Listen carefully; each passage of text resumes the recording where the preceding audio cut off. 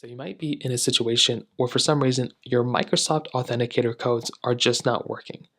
Maybe you're trying to go through and actually input your codes inside of, your application, or the codes that you're being sent inside of your display aren't actually coming up or being processed properly inside of here.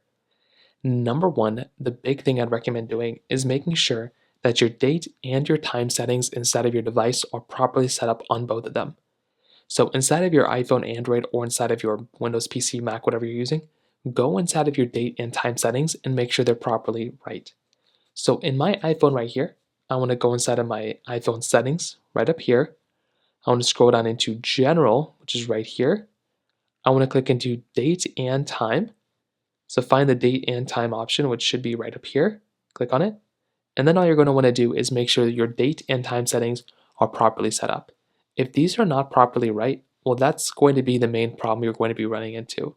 So make sure it's set to automatically, or at least make sure that it's set to, the time zone that you're in and this is properly set up. Now, if that's not working, another thing you can try doing as well is to try seeing if you can basically update the Authenticator application.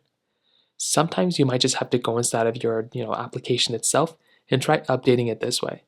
So make your way over to the Microsoft Authenticator application, and you might just want to go through and see if you're able to update this app. Like I mentioned, for a lot of people, you might just have to go through and update it, and that might just be one other thing you might want to try doing here too. If that's still not working, you might want to try restarting your phone or resending a new code and see if that ends up fixing the problem for you as well. So those are just a couple of different ways of going about doing it. If you have any other thoughts or questions, please let me know in the comment section below. Hit the like button, that would mean so much, but definitely hit that subscribe button. More importantly than everything else, I love every single one of you guys. Hopefully I'll catch you guys in the next video. Peace out till then.